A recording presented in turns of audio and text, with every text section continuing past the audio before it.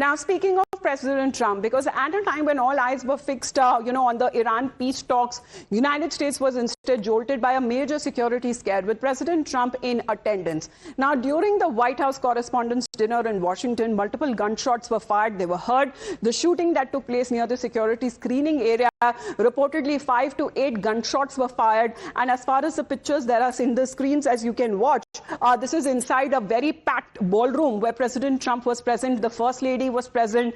Topmost leaders, including the Vice President J.D. Vance was there. Pete Hegseth was there. So was the FBI chief. Now, as far as immediately, when the sounds became clear and the people realized that it is not a falling of trays, but actually gunshots having been fired, the Secret Service agents immediately stormed in. President Trump was led away, including First Lady Melania Trump. They were taken out of the ballroom swiftly, and other top including officials there were also secured as far as their positioning is concerned. Now, this is coming across, as it is being called as a security scare or a security breach, because there seems to be new details that are now coming across of this shooter, which President Trump has referred to be as radicalized and of a sick mind. While he seems to be against, President Trump as far as when it comes to his background is concerned. A teacher said to be by profession, but how in this way that President Trump has been calling him to be radicalized to such an extent. There is a said manifesto which President Trump has also mentioned, where he actually talks about Trump being a pedophile and a rapist and a traitor, and goes on to, list the name of all the officials who was and was not on. That seems to be the development there as far as what has now been reported. The shooter here in this case, who has been identified as Cole Allen, he apparently sent a manifesto shortly before the attack, writing that I'm no longer willing to permit a pedophile, a rapist and a traitor to coat my hands with his crimes. And this is something that he has written in, as far as his manifesto is concerned, to which President Trump has outrightly denied, and saying that this man in a way has an anti-Christian mindset. He's been radicalized and he's a very sick person. This is now coming from the president's side. Let's connect with Mayank on this angle as well. Mayank, the very motive of this individual of carrying out this attack in a highly secure place itself is in question. Yeah, definitely. And the person, from the details which have come out, seems that he was nursing grievances since long. And he has very specific points to make, actually, if we understand from whatever he has written in the manifesto. Now, let us never deny that he was carrying a gun or a rifle which has a bigger profile. It can be seen from a distance. Otherwise, and also the effect of the bullet which it fires is much deadly and dangerous. So he was definitely, and it to allow a person or a person's ability to reach so close to the VIP, which is the president of US in this case, is in itself a breach of a security cordon. And remember, mind it, always the VIPs, and more so in the cases of state heads, there are multi-layered securities. Not only the close net which is close by and secure the personal spaces, it is about social space also, about public space also. People in civil uniforms are also part of the milieu or the gathering.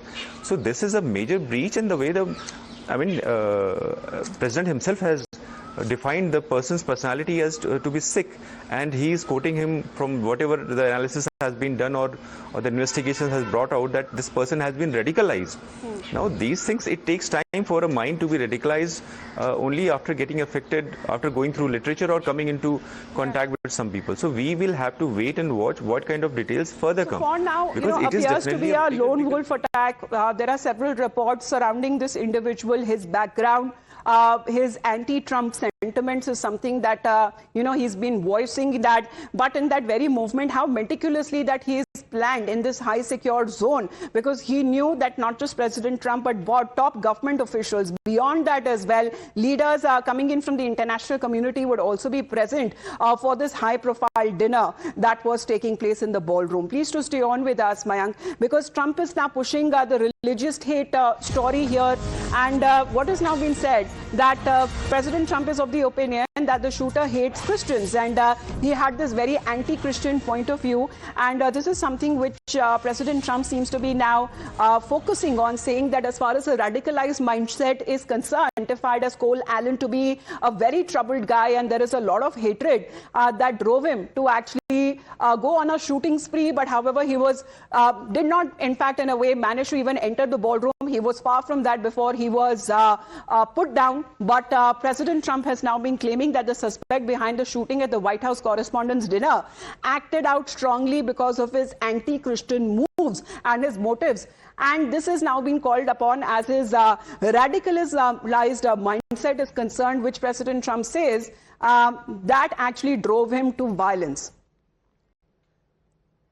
So let's, in the meantime, also talk about, as far as Cole Allen is concerned, why President Trump seems to be calling him, someone who is radicalized. But this is something that, when it comes to this manifesto, something that we're just going to put out. And why did he, have this anti-Trump mindset? Why was he willing to go to such an extent that he will, assemble a firearm, and that too in a high secure zone, and then would go on a shooting spree? So he seems to be talking about this very same manifesto. Hello, everybody. So I've been given a lot of people a surprise today. Let me start off by apologizing to everyone whose trust I abused. I apologize to my parents, and he's been saying I apologize to my colleagues. He said to be a teacher, and apologize to the people that I traveled next to and the workers who handled my luggage and all of that. He apologizes to people who was abused and murdered before this, who suffered before, and I was able to attempt this, who may still suffer regardless of my success or failure. He knew that his plan may fail, but also saying that I do not expect any forgiveness, and I have not seen any other way to get close. I would have taken it again, sincere apologies, he says, and he explains as to why he did it. He says that I'm a citizen of the United States of America.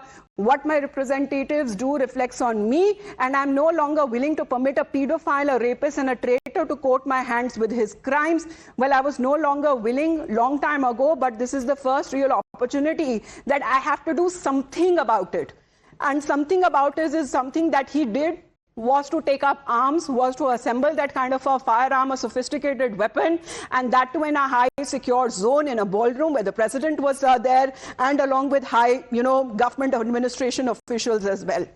Now, this is something which President Trump has been talking about as far as the anti-Christian motive is concerned, saying that the shooter wrote anti-Christian manifesto. And however, he is denied, saying that I am neither a rapist nor a pedophile, and this person hates Christians, and he is of a sick mind, and he has hatred in his heart, and saying that his family also acknowledged that his motives were not clear and against when it comes to his own country, and his brother and sister had complained about him, and the shooter had a very troubled past, and he's a sick guy. So this is coming in from President Trump as far as the said motive of this individual is concerned, the said manifesto. But there is a phone video, let's put that out for our viewers as well, showing the White House officials and the guests rushing out of that media dinner following the Washington gala shooting on Saturday night. Now, it took place after a man with guns and knives tried to rush past the security inside Washington Hotel, where President Trump was about to address the White House Correspondents Association dinner. The food was being served, and that is exactly at that time when they heard the fire shots ringing.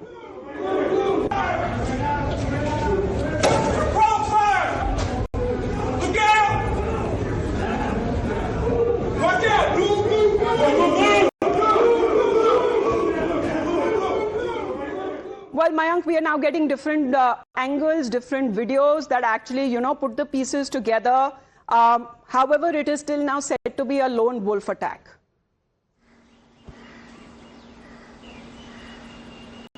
Yeah, the person, the way he has talked about opportunity word, and he has used the opportunity word, that means this person was aware of the kind of gathering which was about to take place, and he had already made up his mind that the way he'll be ingressing the securities, but he was caught, he was unsuccessful.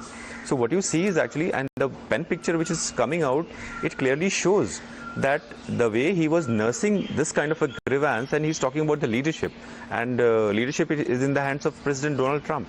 So he did not, his aim was to stop everything in such a way, and he used, That's how, what you brought out is that he assembled the firearm. But on part of President Trump, he's denied all of the statements, but that seems to be calling the alleged shooter to be someone of a very stick mind, of a troubled past and radicalized anti-Christian motive. Thank you very much, Mayank, for joining in, heading into a short break.